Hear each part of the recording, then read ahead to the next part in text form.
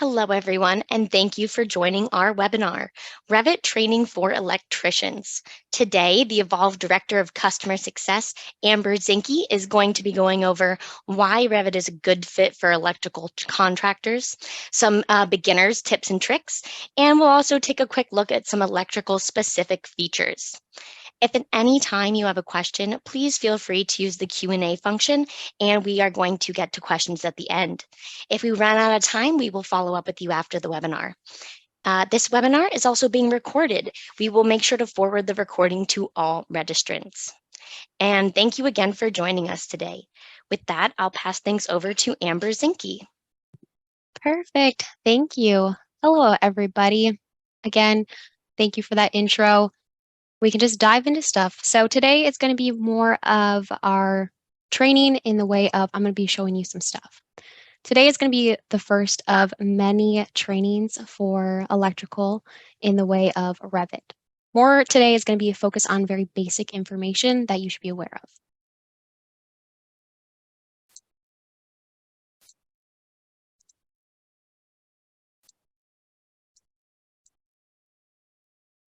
Perfect. So we are going to start extremely basic, starting out. So when it comes to opening Revit for the first time. So we're going to start from if you have never opened Revit for the first time, what to look for, and some of the things that you should be aware of.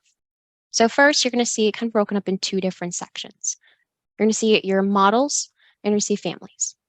So families will represent your walls, doors, conduit, equipment, devices, and so on. They're more like your building blocks to create the model itself. If you're from AutoCAD, it's going to give you the same feel of what blocks are. When it comes to opening your model itself, you can either open an existing model or you can open a brand new model.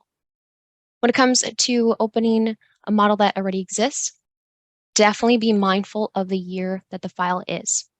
If the file was created in, let's say, 2022, make sure that you're opening that model in 2022. If you happen to open the model in a year version exceeding that, so if we opened it in 2023 and you happen to save the model after you open it, then it's not going to be too fun for you. Then you will not be able to access that model in previous years. So definitely be aware of that. Keep in mind, double check the file itself before you open it in a certain year version. When it comes to opening a new model, typically you're going to be wanting to select a template file. This is probably my top tip, is having that template file. When it comes to that, my biggest thing also is standards. So we're going to talk a lot about standards throughout these different webinars. Standards can be company standards or just industry standards. So again, we're going to be focusing on how we can develop the standards throughout these, just because you're going to be wanting to make sure that you're doing everything very similar and you're not kind of doing things that you would typically not do. You want the same look for all of your projects. So with that being said, I definitely recommend having your own company template file. Again, I won't talk too much about Evolve, but I'm going to open up the Evolve template file. But again, definitely recommend having some type of template file. Template file will just have your preset schedules, a defined look, a little bit more of a setup, so you don't have to worry about creating a new model and having to set that up every single time. So this is what you're trying to avoid right now. It's fine for what I'm trying to do right now, but this would be an example of your model's upgrading. So be aware if you see this, if you're seeing that kind of upgrading your model, do not save the model unless you plan on utilizing it now within this year version and moving on board.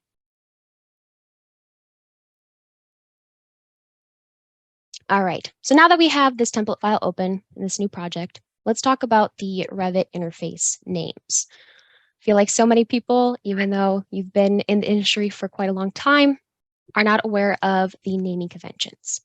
So the name of, or the naming are very helpful to know, especially when you start to do training or you're doing in support calls, being aware of what actually the true name is. So you're not fumbling around trying to figure out, all right, they said a ribbon, well, what do you mean by a ribbon?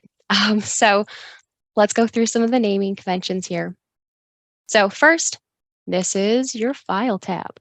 So this is going to be a lot of great information within here. This is where you can create, again, a new project or open a new project. Be aware if you open a new project right within your file here, it will open up a project right here.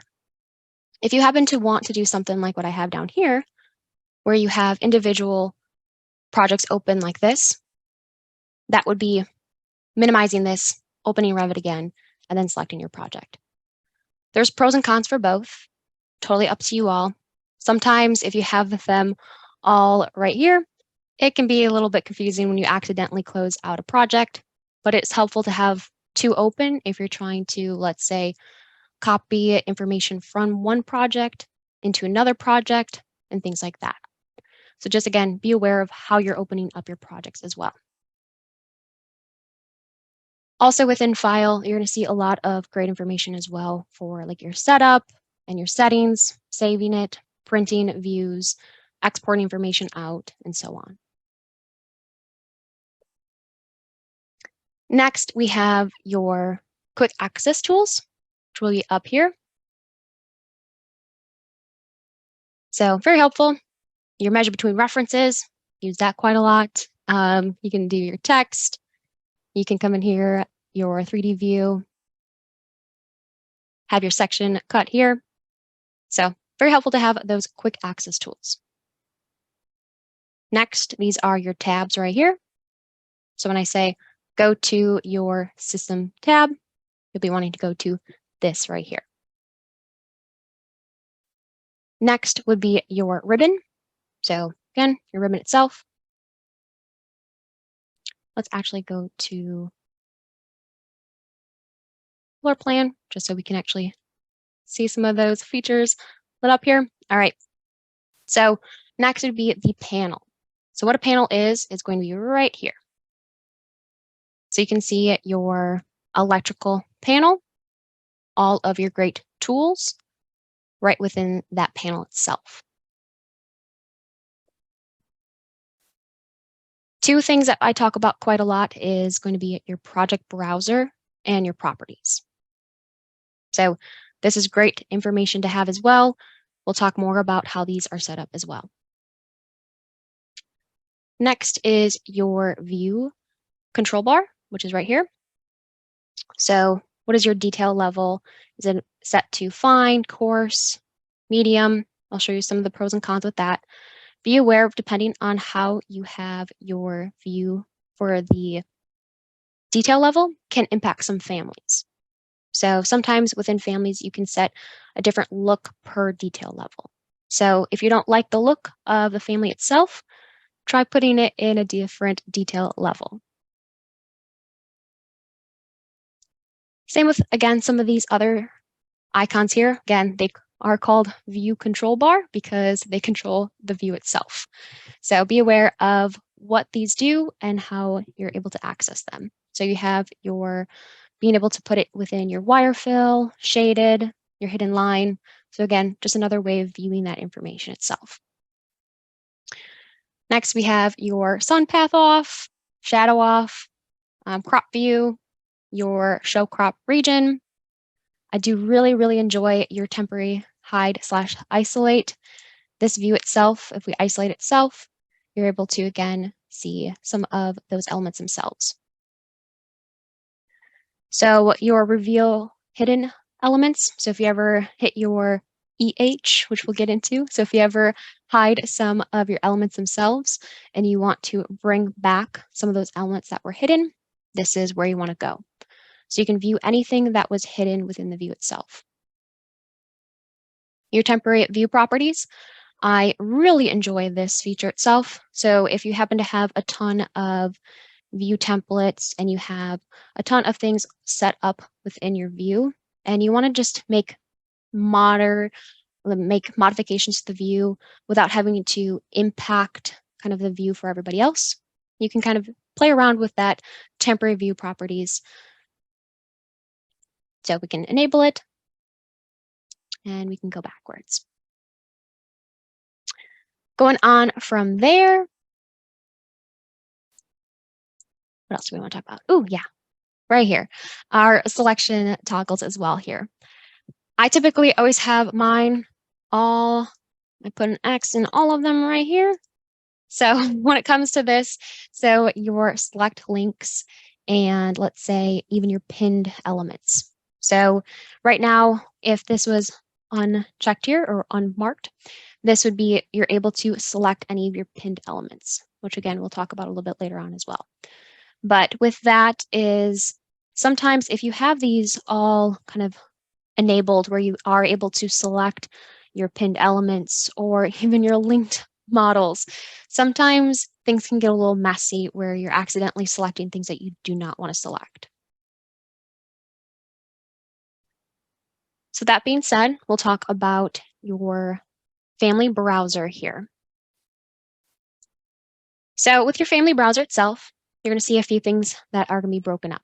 So you're going to see your views, so your floor plans, 3D, elevations, my legends. So this is a great example of why it's helpful to have a template file already set up is I can predefine and have my legends and my schedules already set up. So I don't have to worry about creating my legends schedules every single time with a new project. That is, again, biggest tip there is having all of that baked within your template file itself. Your legends are going to be your 2D views. So give me more of a feel of AutoCAD. So more of your drawings themselves. Your schedules themselves, these are going to allow you to group and get more like a bill of material or see a count of the elements that are within your project. You're able to view data within here. So it's a very helpful way to be able to kind of get a little access into what's actually going on in your project itself. Another thing to be aware of is your sheets. So the sheets are going to be what you can actually print out. So being able to have your own unique title blocks, have the sheets themselves are going to be, again, something that you can then create your PDF drawing from. It's going to have your title block that will have your unique company information to it or helpful information about the project as well on the drawing itself. Families here. So lots of families here. These are going to be actually the families that are physically loaded into the project itself. So be aware of that. If you're ever confused on why something isn't working the way it is, or what's going on with this, that, another thing, I can't find it, definitely make sure it's actually loaded into the project itself.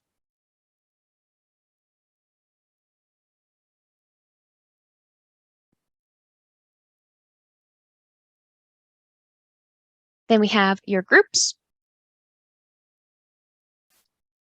And then from there, we'll talk about your properties. So with your properties, this is going to be like the data or parameters themselves.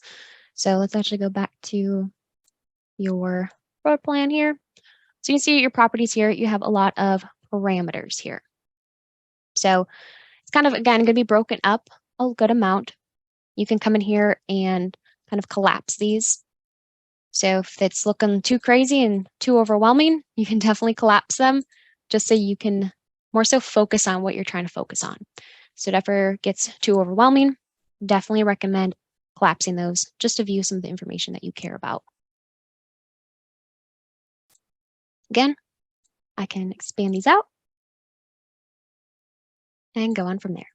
So some of the other things to be aware of with your properties is let's actually come over here and draw some conduit just so we can look more into the properties themselves. So to draw some conduit, I'm going to go into my systems tab. I'm going to go all the way to my electrical panel itself. I'm going to select conduit. Also, what's fun is definitely recommend hovering over some of the tools. In native Revit, a lot of times, again, you're going to see that GIF or GIF, depending on how you say it, it's going to produce some type of video showing you what it actually does as well. So when you're getting into Revit and you, again, are looking at all of this and feeling overwhelmed, just take it bit by bit. and more so look at the things that you care about. So if you're more so only focusing on certain areas, just focus on those. Look at every single button, let them expand out, watch the videos, read what the tool itself does. So again, read some of that information itself, what I'm supposed to be doing, be aware of that. So I'm going to hit my conduit.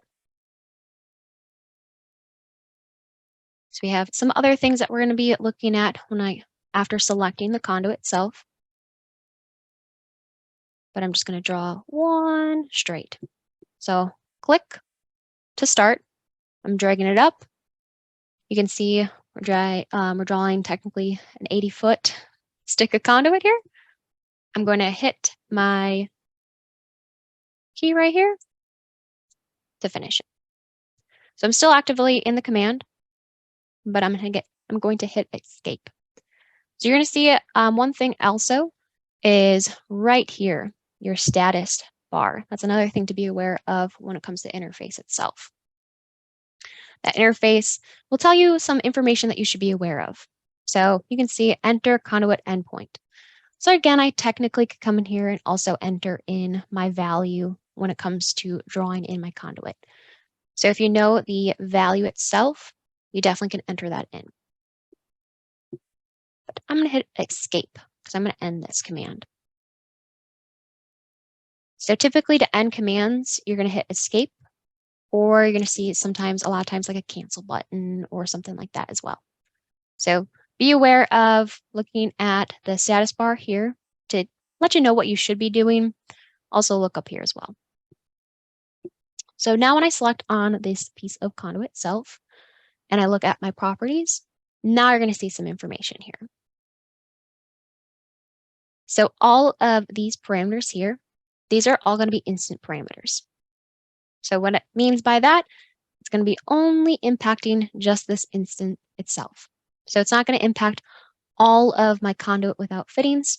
It's going to be impacting just this piece of conduit that I've selected. So if I make any modifications to these parameters, it's going to be only impacting just this element itself. So other things to be aware of when it comes to selecting an element and looking at your properties. One, definitely look up here. You can see conduits. That's the actual category itself it is. So families themselves will typically have a category that it is associated with. So this element itself is conduit, and it is within the conduits category.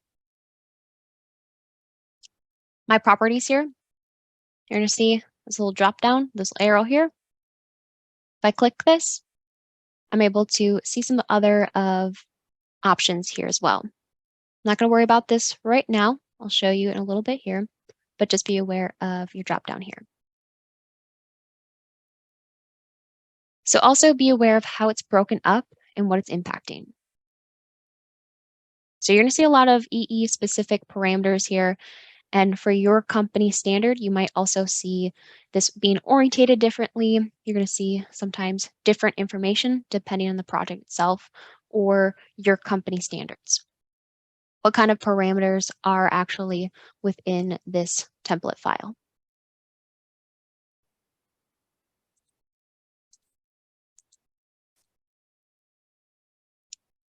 So the next kind of thing to be aware of when it comes to your parameters and the properties themselves would be your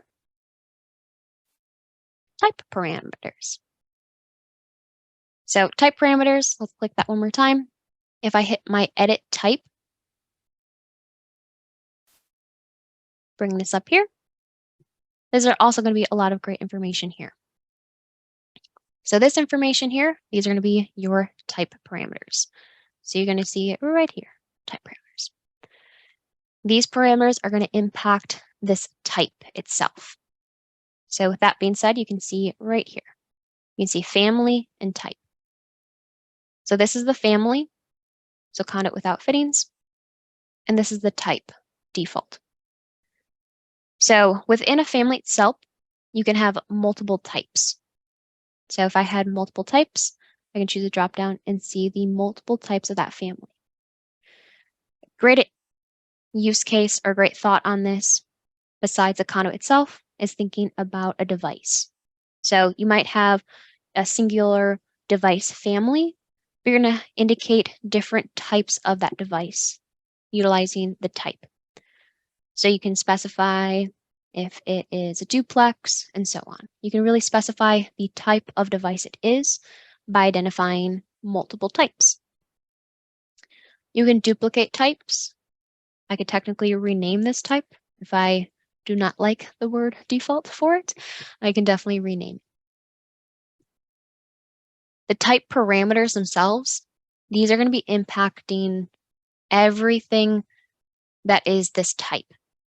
So be aware of when you're making modifications to the type parameters, it's going to be impacting all types of this one singular type, but any instances of that type will be impacted.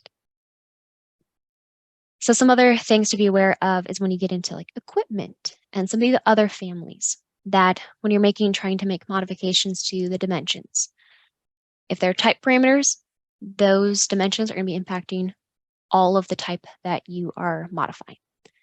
So depending on the family that you are modifying or looking into, sometimes before you even remotely touch the type parameters, it's best to duplicate it and then make that modification. So you're not going to have that worry that you're messing up anything else within the project itself. So be aware of the difference between instant parameters and your type parameters. So with that being said, let's draw another run of conduit. So select my feature. So my tool for my conduit. I'm going to specify right here. So I'm going to click. So I'm going to hit my left mouse, drag it up. Again, I could technically type any number on my keyboard to also get what I'm looking for, or I can drag it up or drag it over, drag it on an angle. You're going to see some of that information itself. So you're going to see the angle and how long you're drawing it.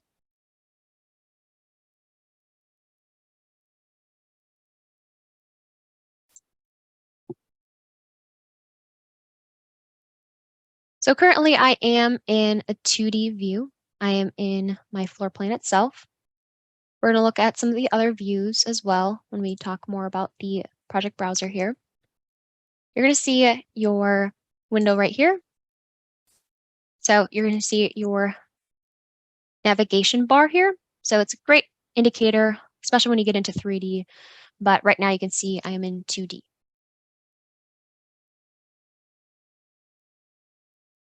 So back to our properties here. So I'm looking at this element itself compared to this element. So if I make any modifications again to the parameters here, because they are instant parameters, it's going to impact just this run of conduit and not this one. So looking over here, I'm going to close out some of these tabs. I'm going to keep my level 1 open. And I'm going to go to my project browser. I'm going to expand out 3D. And I'm going to go to, let's go to working view. So now we're going to see a 3D view. So I can toggle between the two. So my 2D, 3D, or I could tile this view. So with our tiling itself, you're going to be able to view both of these within just one of your view itself. So I'm going to go to view. I'm going to go all the way to Windows here. I'm going to hit my tile views. So now I can see both view at once. I can use my scroll on my mouse to scroll in. That's one thing. When it comes to Revit, I definitely recommend a mouse because life is not going to be fun trying to use your mouse pad on your computer itself. It can be done, but it's a challenging thing to say the least. So I'm using my scroll on my mouse to scroll in. I can hit my shift on my keyboard and the ball on my mouse, and I can move around my view here.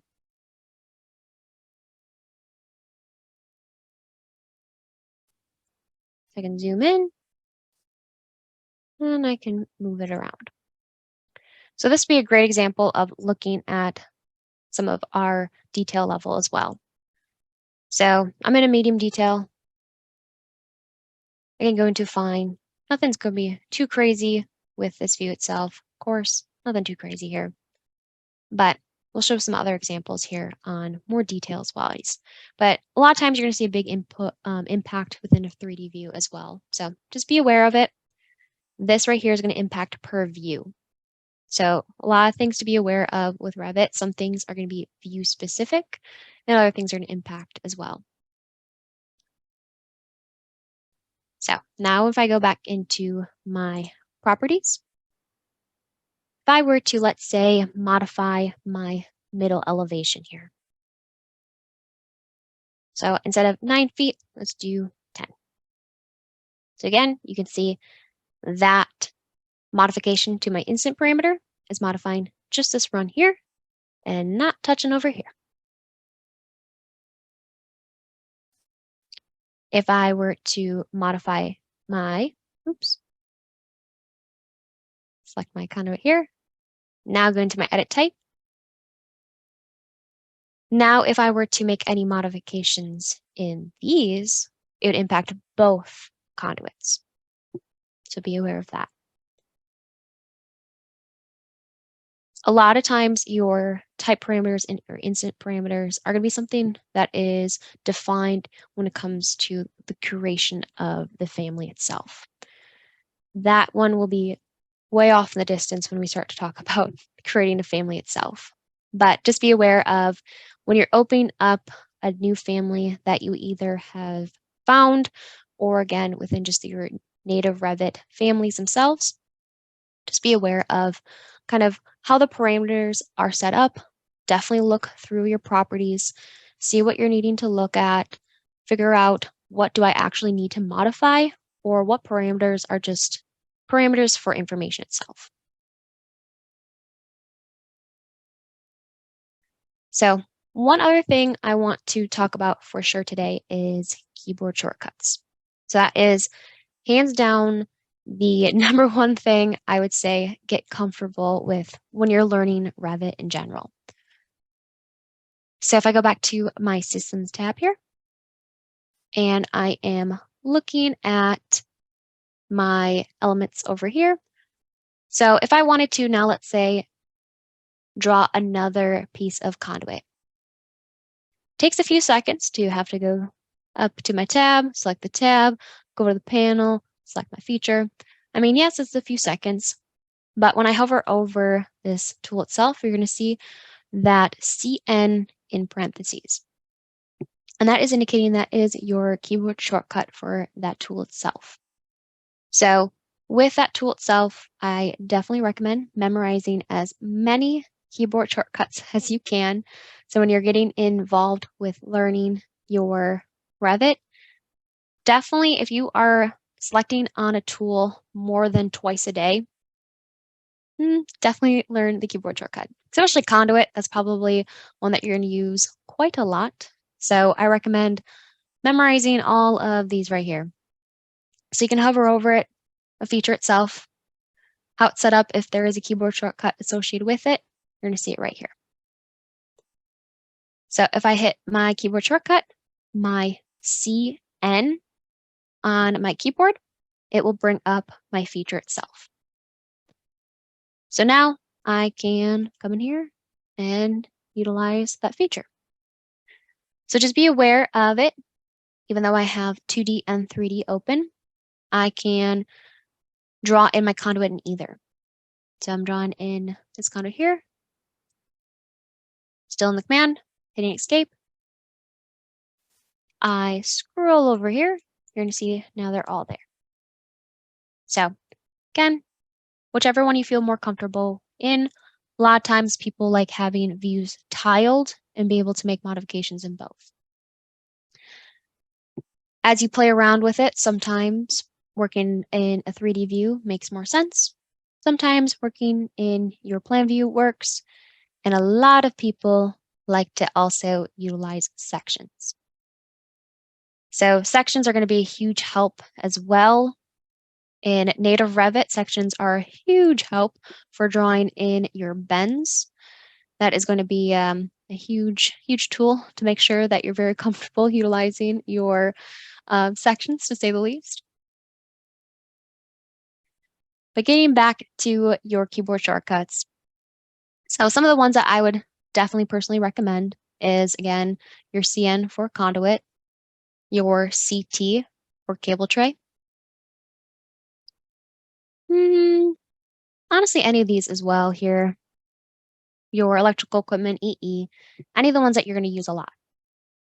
The other ones I definitely recommend learning and memorizing, and the ones that I use the most are going to be within your Modify tab. So within your Modify tab, you're going to see your Modify panel. You're going to see all of these tools right here. You're going to use these so much, to say the least. So your Align, AL, your Move, MV, you're going to use that all the time. Copy, CO, your Rotate, RO, your Trim, so your TR, your Mirror pick axis. So I definitely recommend all of your Modify tools. Memorize those. Those would probably be the two that I would for sure recommend you memorizing. Anything else is just a plus. Definitely have a fun game with it when it comes to memorizing the keyboard shortcuts. But let's say you're coming from a different software and you already have keyboard shortcuts that you love and use, and you've already spent many years memorizing them. If I were to go to my file and go to options, we're going to see our options here. We won't get too much into all the different options themselves. We're going to, again, stay focused on our keyboard shortcuts. So we're going to go to our user interface. And you're going to see these keyboard shortcuts. You can customize them. So hit the customize. So you're going to see your command and the shortcut.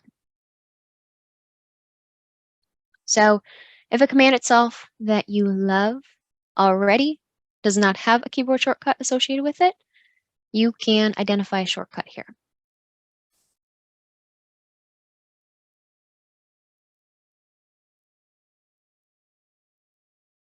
So if I wanted to go to copy elements, so if I select on this command itself, you can see this press new keys. This is an evolved feature, but again, you can apply your keyboard shortcut to any of the features that you see within this list. So if you wanted to, specify any of the keyboard shortcuts that would make sense to you to have here. So we can type in C, E, just for a copy and aside. If you actually don't like that, you can click on what you specified for the shortcut itself, and you can remove it. So again, I recommend definitely any features that you are using multiple times a day, create some keyboard shortcuts for them. It's going to make your life so much easier to not have to worry about finding that feature all the time within your software itself. You can just type it on your keyboard and get real quick at it. I'm going to close out of all this. I'm going to discard all those changes. I'm going to hit cancel here as well. Didn't do anything with it, but I'm just going to cancel it out.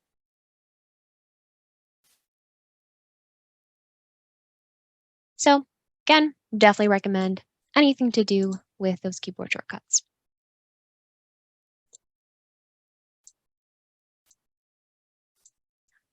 Other things to be aware of when it comes to the interface itself. you can see how I have my family browser, my properties, and my project browser. I have all of my features right here. So some of these also are Evolve specific. These are my dockable stations. So I can plop them wherever I would like. If it makes more sense to you to completely put this on your other screen, that's totally fair. Put it on your other screen. If I wanted to put it right here, I can definitely drag and drop it here. So again, I am selecting on here and I can hover over it. I like putting all of mine right in here and creating those tabs, but it's totally up to you and how you visually want to see this.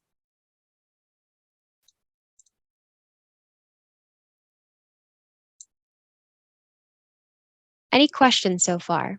Let me look. Let's see if there's some questions.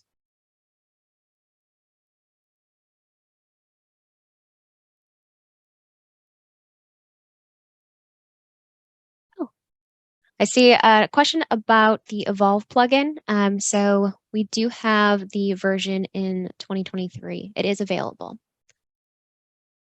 I am just happen to be in 2022 still, but we do have 2023. So it will be your 2020, 2021, 2022, and 2023.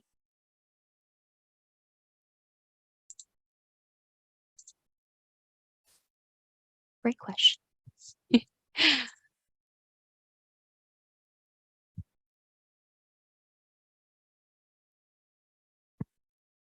We have about 20 minutes left on our hour for this webinar. So please, anybody with remaining questions, now's the time to throw those out.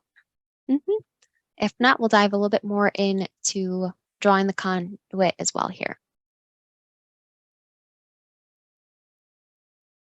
Okay, perfect. So we'll dive a little bit more into some questions about Evolve are coming up here. So one is the best way to convert Revit conduit to Evolve conduit. So with your conduit itself, so you can see I have drawn in this standard just conduit itself. So I'm going to go to the Evolve tab. I'm going to go to my utilities panel, and I'm going to go to my system families. So with our system families, this is where you can load in some of your conduit types here. So we can, again, bring in those additional conduit types that we were just talking about. So I'm going to expand out my factory elbows and my prefab elbows. By default, these are unloaded right now. So you can see a pending action of unloaded. And I can come down here to load my types. So when it comes to Evolve versus native Revit, loading in families, I'll show you both. With this, I'm just going to load in my system families. With Evolve, we do utilize native Revit conduit. So you don't necessarily have to worry about converting the conduit per se. If you want to make sure that the elements themselves have the Evolve bends associated with it within the fitting type itself, you could specify that. So you could definitely have that in that realm, so you don't have to worry about making any modifications or converting all of your 3 floors of conduit. Because we do utilize native Revit conduit, our quote unquote Evolve parameters will be within the conduit itself. So you can see this is just my, again, default conduit. And you can see we have those EE parameters there. So you can technically still utilize any of the other features within Evolve. So standard conduit, even with standard bends, I still could create my spool drawings and some of the other features within Evolve.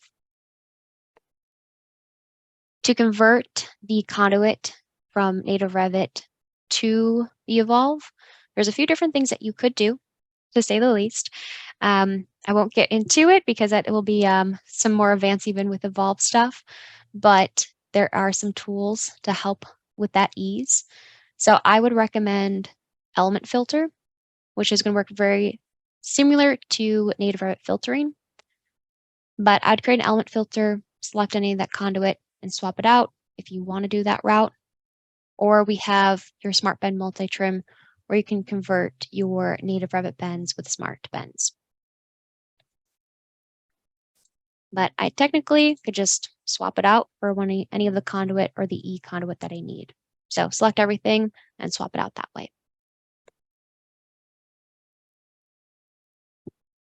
Also, when it comes to loading in just native Revit families, you're going to find that within your Insert tab here, and you can hit your load family.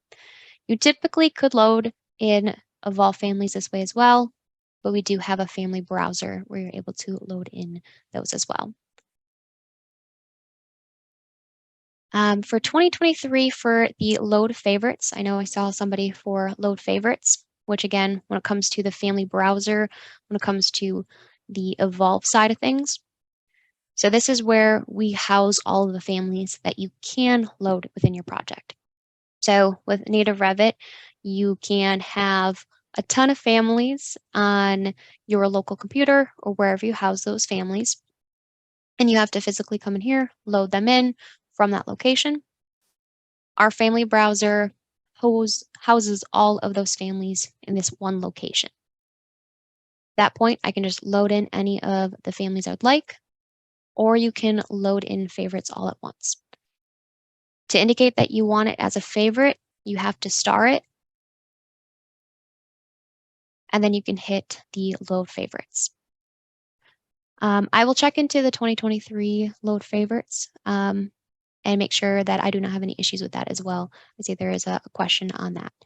But if the workflow that you're doing is starring any of the content that you would like and hitting the load favorites, if you're having issues with it, you can always email me directly.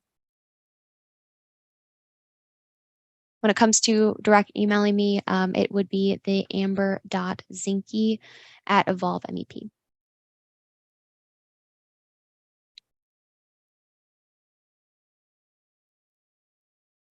All right, let me get into some of these other questions here.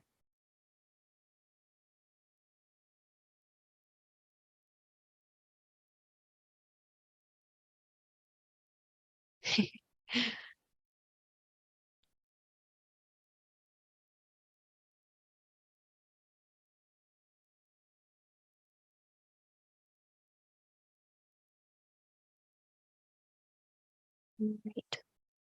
Lots of questions coming in here. If I don't get to any of the questions as well within what we are going through today, we can definitely, you can always email me directly, even if it is just Revit basic questions after these webinars. Definitely can talk through a bunch of elements themselves or features. So if we are not covering what you have asked, definitely feel free to email me directly and we can work through any of your questions. Yes, again, direct email me at the Amber, so AMBER dot Zinky, ZINKY at evolvemep.com.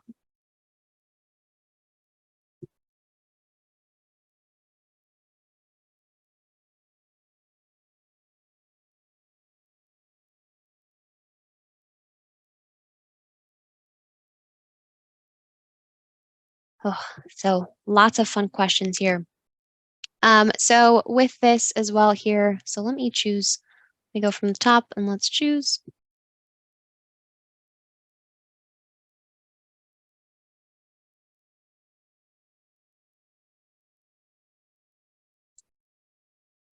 So another Evolve question, does Evolve do anything with circuiting and load calculations?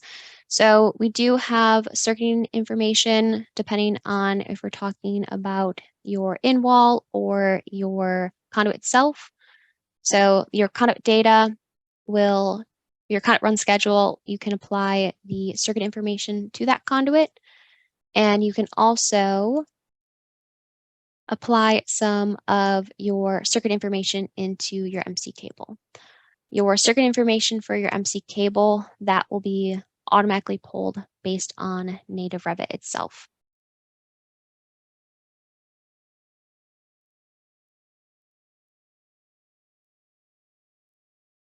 For the family browser itself, it can be cloud-based, so you could definitely specify, especially with your own custom libraries, you can specify any location itself.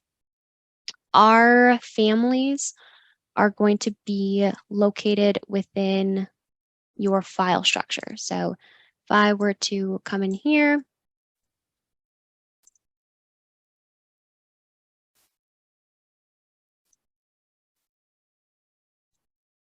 and go to your program files evolve, because I'm in 2022, I'll come here, resources, content, families evolve. This is where they are technically all housed currently. But if you need to specify in a different location, you can.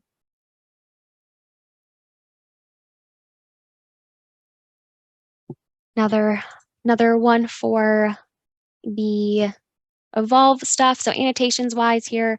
So what is the difference between native Revit annotations and the evolve annotations? So the biggest thing is just families that we have created for you have access to. So if you wanted to have quick access to tags, you have options there.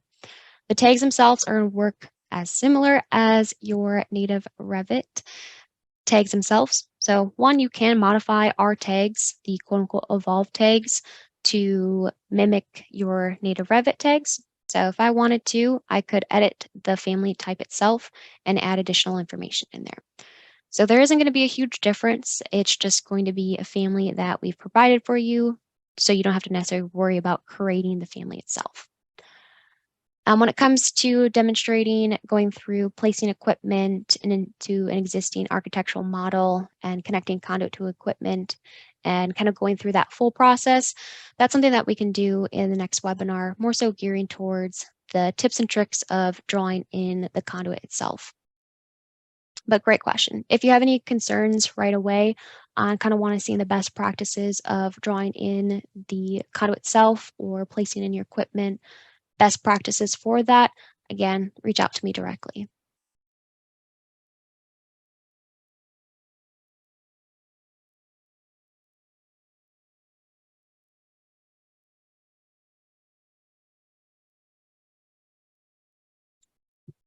So questions for content itself. So J-hooks.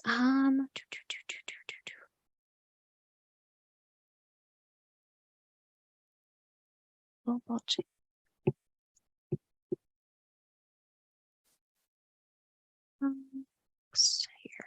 Let me look. I had to double check on the J-hook families if they are currently within the family browser.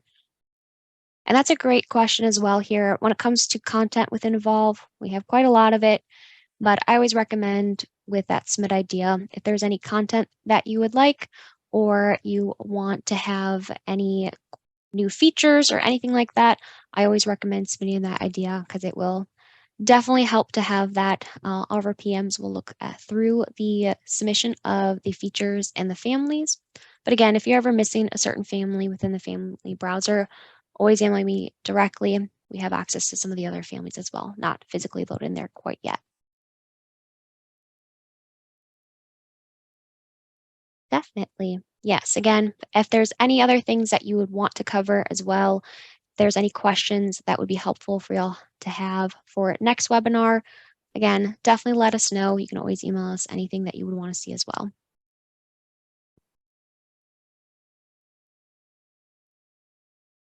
So there is some ways that we can definitely disable the evolve from automatically adding all of the project parameters into every project itself.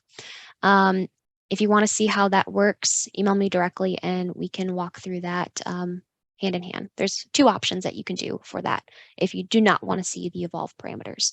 So if you happen to be opening up a project that isn't anything to do, maybe it's just an architectural project that you're looking into things or anything like that, if you don't want the evolve parameters within there, again, we do it because you don't want to have to convert all the conduit or convert a whole bunch of things to, again, be able to utilize evolve. But if they're frustrating you in any kind of way, again, email us directly and we can walk through that.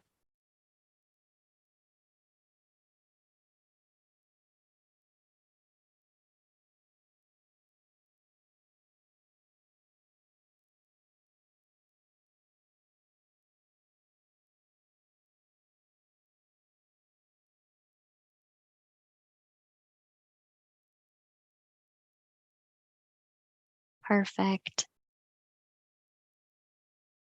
And then there is one for drawing in the conduit itself. So kind of, again, big difference between the native Revit conduit and the Evolve conduit. So I'm just going to, again, show some tips and tricks there as well.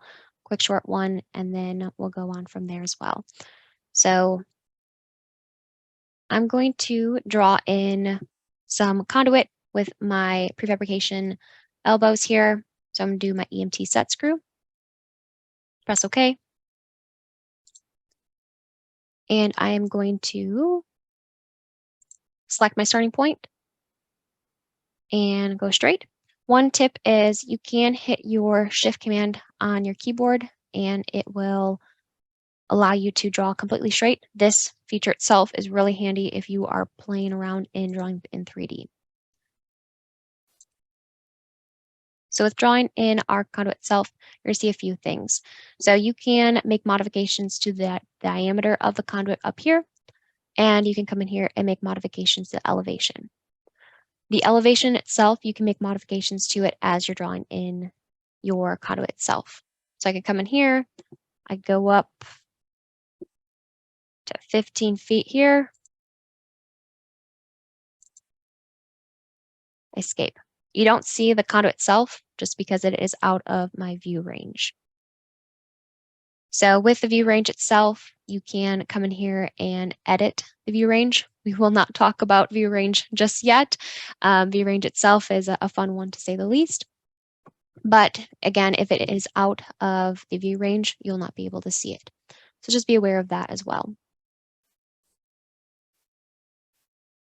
Looking at 3D as well here, you can see my full run here. So adjusting the elevation while modeling in your content is going to be a huge help itself.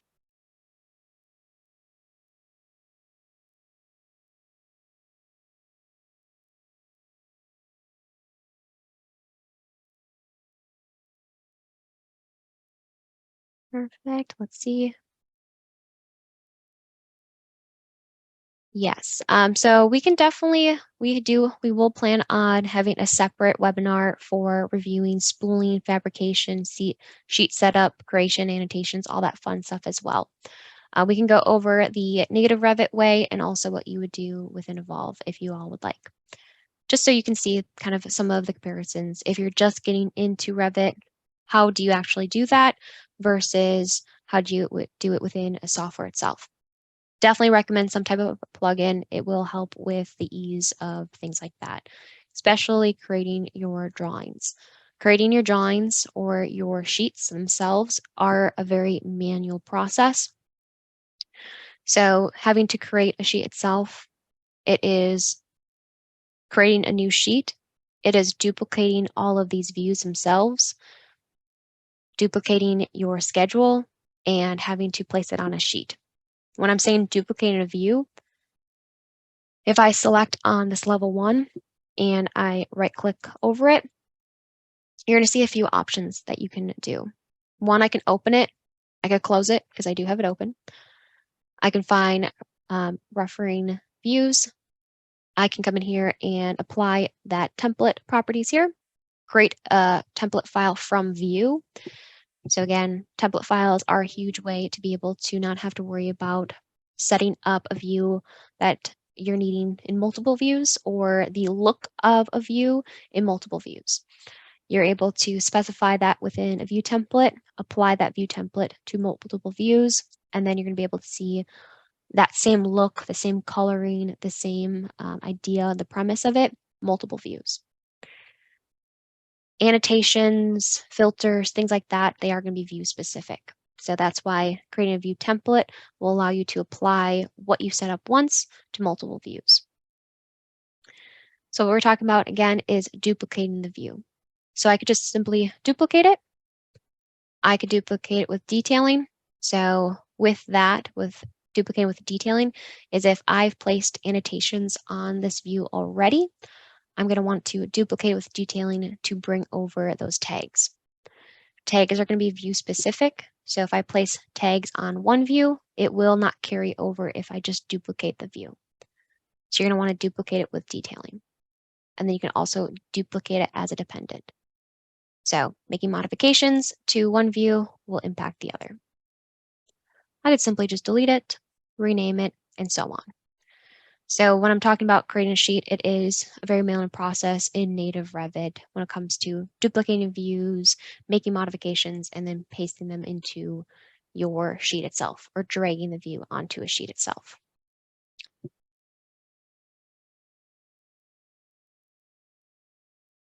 All right, we are just up on time here, at least on my computer itself.